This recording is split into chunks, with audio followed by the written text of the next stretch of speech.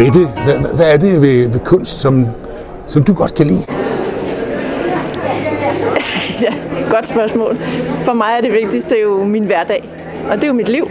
Jeg har ikke lavet andet i 30 år. Hver eneste dag har jeg malet, så jeg har følt mig meget heldig. Så kunst er i mit liv frihed. Så ja, det er svaret. Kunst er frihed for mig. Kunne du sige 3 ord? Hvad er det for en type kunst, du laver? Vi kan prøve at kigge på et af billederne. Jamen, det er sådan lidt drømmende surrealisme. Jeg prøver jo at male det helt realistisk, men ofte kommer der elementer ind, som egentlig ikke helt hører til i de rum, som jeg maler. Og det gør jeg, fordi at jeg synes, det er spændende det der med, at sindet kan zappe lynhurtigt fra sted til sted. Man hører en lyd, dufter noget, og pludselig er man et sted, man var engang. Eller ja, og sådan er sindet fantastisk, og det kunne være det, man ser i mine billeder. I øjeblikket er vi så måske ved at blive indhentet lidt af det, der sker på kloden, men jeg har nu længe malet hav, der kommer ind mange steder. Så ja, og havet og himlen er sådan et omdrejningspunkt i mine billeder. Det at være kunstner. Hvorfor er du det, Peter?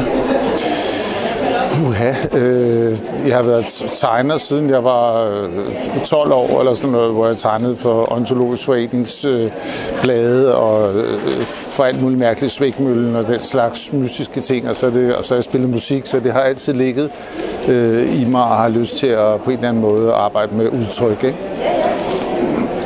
Man elsker alle sine billeder, men er der et af dem, som du synes er særlig vellykket? Jamen lige nu, fordi at det, sådan er det jo nogle gange, så kan jeg for eksempel godt lide sådan lidt som det der hænger der, eller sådan lidt, der hænger der. Og det er jo noget at gøre med, at jeg har bevæget mig nogle steder hen lige nu, altså personligt i min arbejdsproces, så jeg kan godt lide, at jeg er rykket. Men det har noget med nogle farver og noget patina at gøre, som jeg selv er glad for. De her billeder, Annette, de er så farvestrålende. Er det en stil, du altid har fulgt, eller er det noget nyere? Hvor kommer det fra?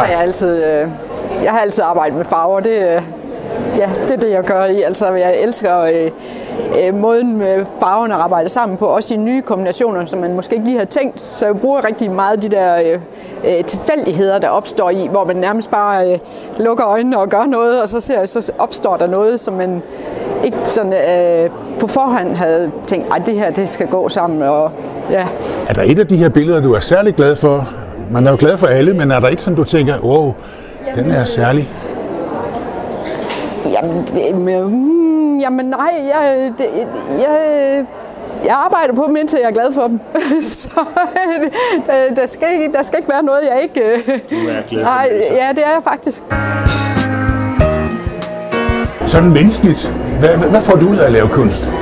Ja, altså for mig er det jo sådan et kald. Altså jeg tror jo, jeg gør det jo, fordi jeg ikke kan lade være. Altså det er jo drive, der er jo en ild i mig, som gør, at jeg har brug for at udtrykke mig kreativt. Så er jeg jo så heldig, at jeg har kunnet leve af det i mange år. Det er jo fantastisk. Jeg havde gjort det uanset.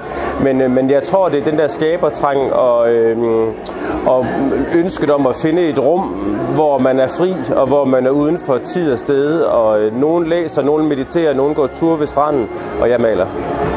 Er der et af billederne, jeg ved, du elsker dem alle sammen, men er der et af dem, som du er særlig glad for?